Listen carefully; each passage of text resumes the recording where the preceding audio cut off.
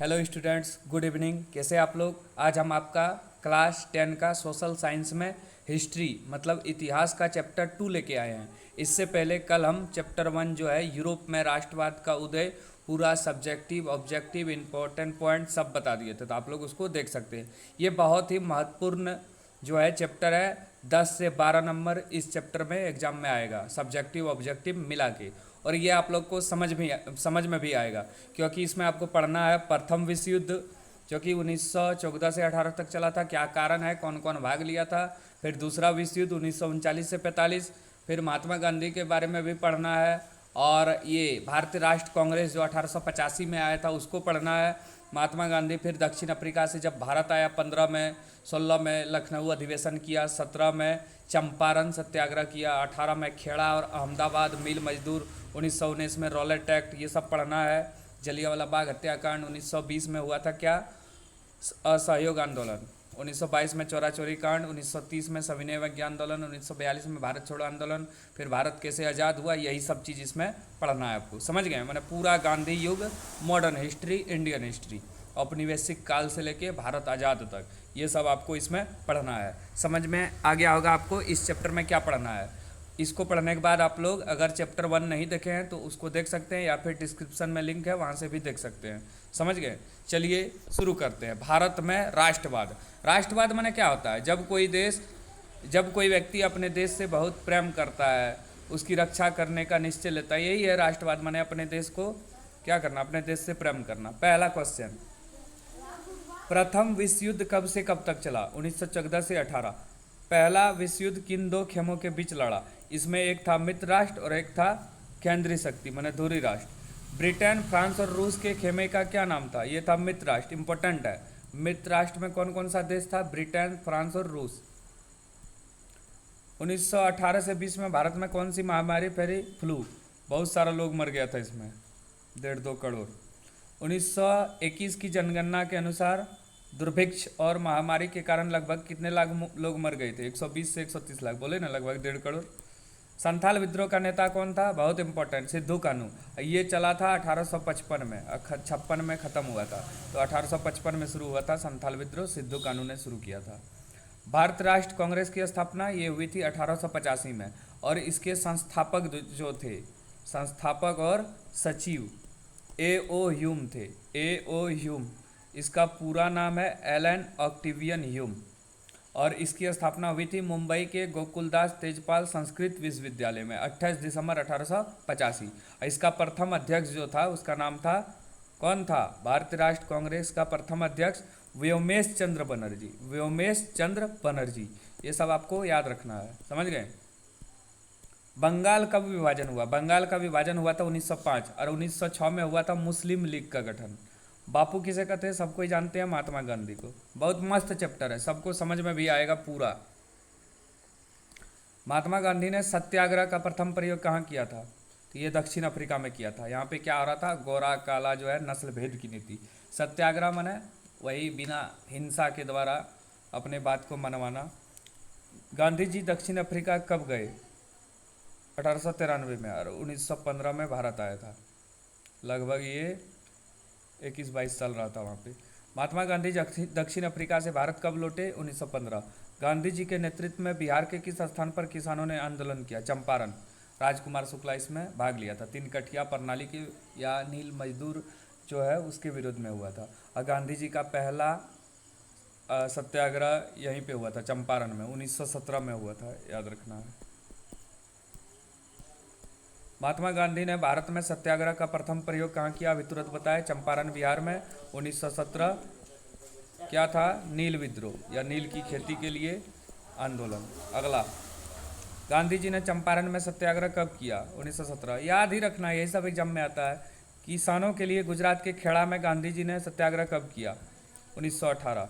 और अहमदाबाद मिल मजदूर विद्रोह भी 1918 में ही हुआ था।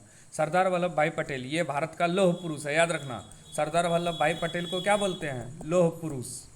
ये आ सकता है एग्जाम में। तो किस किसान आंदोलन में भाग लिया था? ये बारदौली आंदोलन। रॉलेट एक्ट कब पारित हुआ था? 1919 में। और याद रखना है, जलियांवाला बाग हत्याकांड भी इसी में हुआ था, 1919, 13 अप्रैल 1919। गदर पार्टी की स्थापना किसने की? लाला हरदयाल। देखिए आ गया जो बोले अभी। जलियांवाला बाग हत्याकांड कब हुआ? 13 अप्रैल 1919। जितना भी इसमें ऑब्जेक्टिव है 70, 80, 100 जो एक्स्ट्रा बता रहे हैं सब इंपॉर्टेंट है, 5-6 एग्जाम में आ जाएगा। जलियांवाला बाग हत्याकांड किसके आदेश पर हुआ था? General Dyer, general O Dyer पूरा नाम था। अभी पूरा डिटेल बताएंगे इसका, क्यों हुआ था, कैसे हुआ था। स्वराज हमारा जन्मसिद्ध अधिकार है, ये बाल गंगाधर तिलक ने बोला था, इसको पूरा बोलते हैं और हम इसे लेके रहेंगे। प्रथम विश्व युद्ध में किस साम्राज्य की हार हुई? ऑटोमन साम्राज्य की, तुर्की का साम्राज्य था। खिलाफत समिति का गठन बम्बई में किस वर्ष किया गया? 1919 में। देखिए अभी बारिश भी हो रहा है, थोड़ा थोड़ा आवाज़ आपको आता होगा। वीडियो कैसे बना आप लोग कमेंट करके बताइए, कमेंट नहीं करते हैं। तुर्की में किस आध्यात्मिक पद की समाप्ति कर दी गई? खलीफा। खिलाफत आंदोलन के प्रमुख नेता कौन थे? मोहम्मद अली और शौकत अली। सितंबर 1920 में कहाँ के कांग्रेस अधिवेशन में खिलाफत आंदोलन के समर्थन का प्रस्ताव पास हुआ? ये हुआ था आपका कलकत्ता में। हिंद स्वराज नामक पुस्तक की रचना किसने की? महात्मा गांधी ने की थी, हिंद स्वराज नामक पुस्तक के लेखक। और यंग इंडिया पुस्तक भी लिखा था। ब्रिटिश सरकार ने केसर हिंद की उपाधि से किसे सम्मानित किया? महात्मा गांधी को। वंदे मातरम गीत जो है ये किस पुस्तक में लिखा है? आनंद मठ। वंदे मातरम जो है भारत का राष्ट्रगीत है, इसको जो है बंकिम चंद्र चटर्जी ने लिखा है, ये आनंद मठ से लिया गया है। और भारत का राष्ट्रगान है जन गण मन, उसको रविन्द्रनाथ टैगोर ने लिया है। गीतांजलि किसकी रचना है? रविन्द्रनाथ टैगोर। चलिए अब आगे देखिए। डिस्कवरी ऑफ इंडिया किताब है ये, इसके लेखक कौन है? पंडित जवाहरलाल नेहरू। स्वदेशी आंदोलन की प्रेरणा से भारत माता की छवि को किसने चित्रित किया? बहुत इंपॉर्टेंट, रविन्द्रनाथ टैगोर। भारत माँ का जो फोटो है रविन्द्रनाथ नहीं, रविन्द्रनाथ टैगोर ने बनाया था। असहयोग आंदोलन का प्रस्ताव कांग्रेस के किस अधिवेशन से पारित हुआ? दिसंबर 1920 का नागपुर अधिवेशन। 1885 के बाद हर साल अधिवेशन होता था, समझ गए। बारिश बहुत हो रहा है।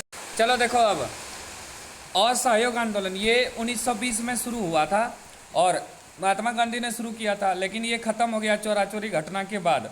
चोरा चोरी घटना 1922 में हुआ था। अमृतसर के चोरा चोरी जो जगह है वहाँ पे एक पुलिस स्टेशन है, वहाँ पे आंदोलनकारी ने चौकी पे आग लगा दिया था, बहुत सारा लोग मर गया था, बहुत सारे पुलिसकर्मी। इसलिए 1922 में चोरा चोरी कांड के बाद असहयोग आंदोलन को वापस ले लिया गया। अगला, चोरा चोरी में हिंसात्मक घटना के कारण महात्मा गांधी ने किस आंदोलन को वापस लिया? असहयोग आंदोलन। कमेंट करके बताइए। 36 नंबर का आंसर। असहयोग आंदोलन कब शुरू किया गया था? महात्मा गांधी ने शुरू किया कब? चोरा चोरी में हिंसात्मक घटना कब हुआ? 5 फरवरी। देखिए यहाँ पे आपको डाउट भी होगा, कहीं कहीं 4 फरवरी दिया है, तो 4 फरवरी नहीं रहे तो आप लोग 5 फरवरी 1922 को मार सकते हैं, ठीक। असहयोग आंदोलन के दौरान अवध में, अवध मतलब लखनऊ होता है, किसानों का नेतृत्व किसने किया? बाबा रामचंद्र। आंध्र प्रदेश के गुडेम पहाड़ियों में आदिवासी किसानों के नेतृत्व का विद्रोह किसने किया? तो ये किया था आपका अलूरी सीताराम राजू, सी नंबर, ये याद करने वाला है। चलिए अब 40। समय बीतने के साथ शहरों में असहयोग आंदोलन की स्थिति कैसी हो गई? ये थोड़ा धीमी पड़ गई, आदमी सब अपना काम में जाने लगा। साइमन कमीशन भारत कब पहुंचा? ये कब पहुंचा था? 1928 में। 1929 में इसका विरोध किया था, साइमन कमीशन वापस जाओ। और लाला लाजपत राय को इसी विरोध के चलते लाठी से मार पड़ी थी पुलिस की और वो मर गया था। साइमन कमीशन भारत क्यों आया? तो भारत में संवैधानिक व्यवस्था की कार्यशैली का अध्ययन करने। भारत में साइमन कमीशन का विरोध क्यों हुआ? आयोग में एक भी भारतीय सदस्य नहीं थे। लॉर्ड इरविन ने भारत के भावी संविधान पर चर्चा के लिए किस सम्मेलन का प्रस्ताव किया? गोलमेज। याद रखना, बहुत इंपॉर्टेंट, महात्मा गांधी और लॉर्ड इरविन के बीच जो हुआ था गोलमेज सम्मेलन, 3 को हुआ था गोलमेज सम्मेलन, 1930 में, 31 में, 32 में, लंदन में हुआ था। 5 मार्च 1931 को गांधी इरविन समझौते के जरिए गांधी जी ने कहाँ सम्मिलित होने के लिए अपने सहमति प्रस्तुत की? गोलमेज सम्मेलन।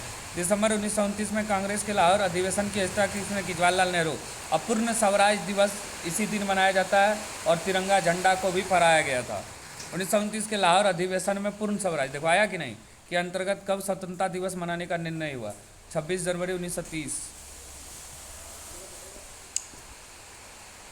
महात्मा गांधी ने नमक कानून कब भंग किया था? 6 अप्रैल 1930। इसको 1930 को सविनय अवज्ञा आंदोलन भी बोलते हैं। सविनय अवज्ञा आंदोलन कब और किस यात्रा से शुरू हुआ? ये 1930 से दांडी मार्च, जो साबरमती से दांडी गुजरात तक जो है पैदल यात्रा किया था, नमक कानून तोड़ा था। 50 नंबर क्वेश्चन। साबरमती आश्रम से दांडी तक महात्मा गांधी ने कितने किलोमीटर की यात्रा की? 240 किलोमीटर। दांडी यात्रा के समय गांधी जी के कितने विश्व वस्त्र साथी पूरे यात्रा में साथ रहे? 78। सविनय अवज्ञा आंदोलन के किस मुख्य मांग के साथ शुरू हुई? ये हुआ था शुरू नमक कानून की समाप्ति के बाद। गांधी जी ने सविनय अवज्ञा आंदोलन का आरंभ किस कार्य से किया? यह किया था दांडी यात्रा द्वारा। महात्मा गांधी द्वारा वायसराय इरविन को लिखे खत में सबसे महत्वपूर्ण मांग किस वस्तु द्वारा लगाए गए कर को खत्म करना था? तो ये नमक कानून। गांधी इरविन समझौता कब हुआ था? तो गांधी इरविन समझौता हुआ था 1931, 5 मार्च 1931। चलिए, बहुत बड़ा चैप्टर है ये। निम्न में से किसे सीमांत गांधी के नाम से जाना जाता है? तो अब्दुल गफ्फार खान, खान अब्दुल गफ्फार खान। सीमांत गांधी या बादशाह गांधी के नाम से जाना जाता है, वही बताए, खान अब्दुल गफ्फार खान। खुदाई खिदमगार की स्थापना किसने की? मौलाना अबुल कलाम आज़ाद। स्वतंत्र भारत का पहला शिक्षा मंत्री यही था। 1930 में दलितों को दमित वर्ग एसोसिएशन में किसने संगठित किया? तो doctor B R Ambedkar. Gandhi ji और डॉक्टर बी आर अम्बेडकर ने किस गोलमेज सम्मेलन में भाग लिया था? तो ये दूसरा गोलमेज सम्मेलन। लंदन में दूसरा गोलमेज सम्मेलन कब हुआ? 1931। 30 में शुरू हुआ था, फिर 31, फिर 32। डॉक्टर अम्बेडकर की प्रमुख मांग क्या थी? दलितों के लिए अलग निर्वाचन क्षेत्र। डॉक्टर भीमराव अम्बेडकर, वही जो हम लोग का देश का संविधान का निर्माण किया था। चलिए अब आगे चलिए, देखिए कितना पढ़ा दिया हम 10 मिनट में। 1932 में पूना समझौता या पूना पैक्ट किसके बीच हुआ था? गांधी और इरविन के बीच। तो पूना समझौता किसके किसके बीच? गांधी इरविन। कब? 1932। लाइन से याद करना है, वे रिविजन भी कराएंगे। किस समझौते से दलित वर्गों को प्रांतीय एवं केंद्रीय विधायी परिषद में आरक्षित सीटें मिली? पूना समझौता। ऑल इंडिया मुस्लिम लीग अभी तुरंत बताया 1906। 1905 में बंगाल विभाजन, 1906 में मुस्लिम लीग। ये ढाका में हुआ था, बांग्लादेश में। 8 अगस्त 1942 को किस स्थान पर कांग्रेस द्वारा भारत छोड़ो आंदोलन का आह्वान किया गया? बम्बई। तो इसमें 2 क्वेश्चन आएगा। भारत छोड़ो आंदोलन कब शुरू हुआ? 1942। किसने शुरू किया था? महात्मा गांधी ने। भारत छोड़ो आंदोलन की शुरुआत कब हुई? 1942। यह कथन किसका है? तुम मुझे खून दो मैं तुम्हें आज़ादी दूंगा। सुभाष चंद्र बोस, नेताजी इसको बोलते हैं। सुभाष चंद्र बोस को क्या बोलते हैं? नेताजी। गांधी जी को पहली बार राष्ट्रपिता कहकर किसने संबोधित किया? सुभाष चंद्र बोस। बहुत इंपॉर्टेंट है। चलिए अब सब्जेक्टिव क्वेश्चन पे आते हैं। चलिए अब सब्जेक्टिव क्वेश्चन देखिए ध्यान से। पहला क्वेश्चन, सत्याग्रह के विचार का क्या मतलब है? ये बहुत बार रिपीट हुआ है, अभी हाल में 25 में, 23 में, 20 में 3 बार रिपीट हुआ है। तो सत्याग्रह का अर्थ है सत्य एवं अहिंसा के द्वारा अपने शत्रु का हृदय परिवर्तित करना। महात्मा गांधी का यह प्रमुख हथियार था। यह भी आ सकता है, महात्मा गांधी का प्रमुख हथियार क्या था? सत्याग्रह और सत्य और अहिंसा के रास्ते चलना। चलिए आगे चलते हैं।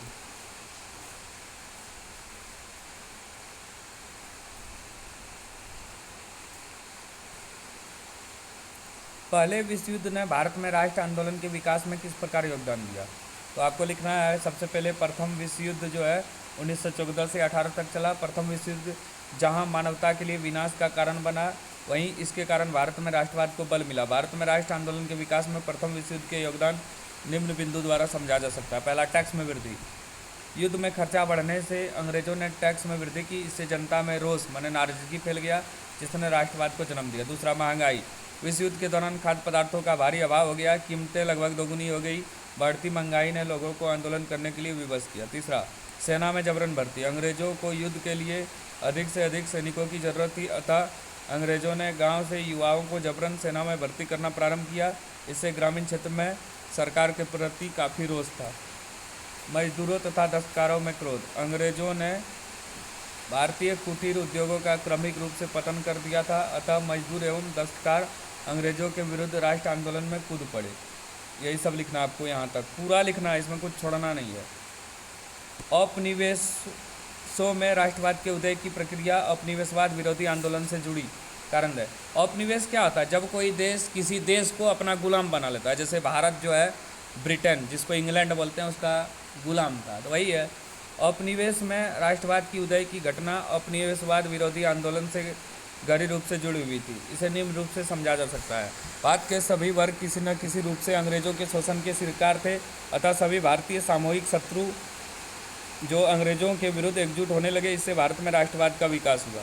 अगला, औपनिवेशिक शोषण के खिलाफ संघर्ष के दौरान लोगों में आपसी एकता के भावना का संचार हुआ और सभी जाति वर्ग के लोग विदेशी सत्ता के विरुद्ध एकजुट हुए। उत्पीड़न और दमन के साझा भाव ने विभिन्न समूहों को आपस में जोड़ दिया। इसी सामूहिकता की भावना ने राष्ट्रवाद को जन्म दिया। उपनिवेशवाद के विरोध के क्रम में लोगों ने अपने समाज एवं धर्म में छिपे बुराइयों को भी देखा और सामाजिक धार्मिक सुधार आंदोलन की शुरुआत की, जिससे राष्ट्रवाद के विकास को बल मिला। इस प्रकार उपनिवेश विरोधी आंदोलन सभी उपनिवेशों में राष्ट्रवाद के विकास के लिए महत्वपूर्ण है। ये बहुत इंपॉर्टेंट क्वेश्चन है 3 नंबर। भारतीयों ने सामूहिक अपनेपन का भाव विकसित करने वाले कारकों का उल्लेख करें। भारत में जो है सामूहिक अपने भाव का कारण विकसित करने का क्या उद्देश्य है? भारतीयों ने सामूहिक अपनेपन माने राष्ट्रवाद का भाव विकसित करने के लिए निम्नलिखित कारण थे। राष्ट्रवाद का कारण: आर्थिक शोषण के विरुद्ध प्रक्रिया, राजनीतिक एकीकरण, अंग्रेजी शिक्षा प्रणाली, अंग्रेजी की नीतियाँ, सामाजिक धार्मिक सुधार आंदोलन। यहीं तक लिख सकते हैं, ये सब नहीं लिखना है, उतने में हो गया आपका। ये बहुत इंपॉर्टेंट क्वेश्चन है, इसको ध्यान से पढ़ना है। VVI जलियांवाला बाग हत्याकांड क्या है? देखो, रॉलेट एक्ट हुआ था एक, सबसे पहले रॉलेट एक्ट। इसमें क्या होता था? बिना अपील, बिना दलील किसी को भी पकड़ो, मुकदमा चलाओ, जेल में डाल दो, और कोई भी चीज़ बिना अनुमति के छाप नहीं सकता। यही सब था रॉलेट एक्ट। तो रॉलेट एक्ट का विरोध किया गया भारी संख्या में भारतीयों द्वारा। तो इसके चलते महात्मा गांधी और सत्यपाल किचलू गिरफ्तार हो चुके थे।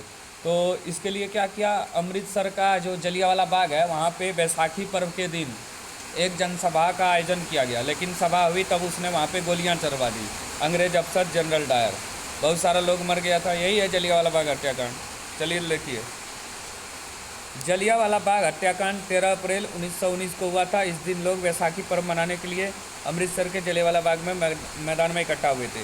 लोग रॉलेट एक्ट एवं डॉक्टर सत्यपाल किचलू की गिरफ्तारी का विरोध कर रहे थे। जनरल डायर ने बिना किसी पूर्व सूचना के लोगों पर अंधाधुंध गोलियां चलवा दी, जिससे हजारों लोग मर गए। यह इतिहास की सबसे भयानक घटना है।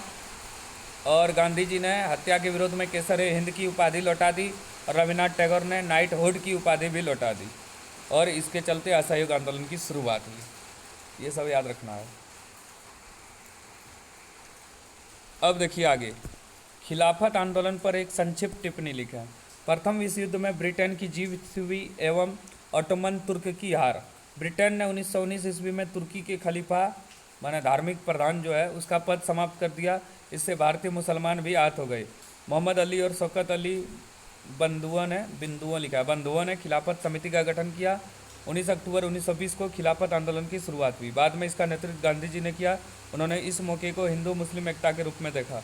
गांधी जी ने खिलाफत आंदोलन को असहयोग आंदोलन के साथ मिलकर देशव्यापी आंदोलन की शुरुआत की। यहाँ तक आपको लिखना है, वैसे यहाँ तक भी लिख सकते हैं आप लोग, यहाँ तक भी लिख सकते हैं। समझ गए? रॉलेट एक्ट क्या था अभी तुरंत बताए। बहुत इंपॉर्टेंट क्वेश्चन, एक भी क्वेश्चन आपको मिस नहीं करना है, सब इंपॉर्टेंट है। तो रॉलेट एक्ट क्या था? गांधी जी ने रॉलेट एक्ट का विरोध क्यों किया? 1919 में सिडनी रॉलेट की अध्यक्षता में एक कड़ा कानून बना जिसे रॉलेट एक्ट कहा गया। इसमें शक के आधार पर किसी को भी गिरफ्तार किया जा सकता था। यह कानून को बिना वकील, बिना अपील, बिना दलील का कानून कहा गया। काला कानून बोलते थे इसको, काला कानून, याद रखना है। गांधी जी ने इसे काला कानून कहा। पूरे भारत में इसका विरोध हुआ। इसके विरोध में गांधी जी ने पूरे भारत में रॉलेट सत्याग्रह 1919 की शुरुआत की। बहिष्कार के विचार का क्या तात्पर्य है? गांधी जी ने असहयोग आंदोलन को वापस लेने का फैसला क्यों किया? ये भी बहुत इंपॉर्टेंट क्वेश्चन है, समझ गए? तो गांधी जी ने असहयोग आंदोलन के दौरान लोगों को कई चीज़ों का बहिष्कार करने के लिए कहा, जैसे विदेशी वस्तु, ब्रिटिश संस्थाओं का बहिष्कार, सरकार और गैर सरकारी समारोहों का बहिष्कार, ब्रिटिश शिक्षण संस्था का बहिष्कार। यही है बहिष्कार। स्वदेशी पे जोर दिया गया। इसी के चलते 1920 में क्या हुआ? असहयोग आंदोलन की शुरुआत हुई। लेकिन अब आपको यहाँ से याद करना है, 5 फरवरी 1922 को उत्तर प्रदेश के गोरखपुर जिले के चौरा स्थान पर आंदोलनकारी हिंसक हो गए और एक पुलिस थाने को आग लगा दिया, जिससे कई पुलिसकर्मी मर गए। और गांधी जी ने क्या किया? ये आंदोलन वापस ले लिया, असहयोग आंदोलन को वापस। 11 फरवरी 1922 को। ये भी आ सकता है चौरा चोरी क्या है। तो उत्तर प्रदेश के गोरखपुर जिले में चौरा चोरी एक जगह का नाम है। वहाँ पे आंदोलनकारी जो असहयोग आंदोलन में भाग लिए थे उसने पुलिस थाने में आग लगा दी। बहुत सारा पुलिसकर्मी मर गया और इसी के विरोध में महात्मा गांधी ने असहयोग आंदोलन वापस ले लिया। अब चलिए आगे चलते हैं।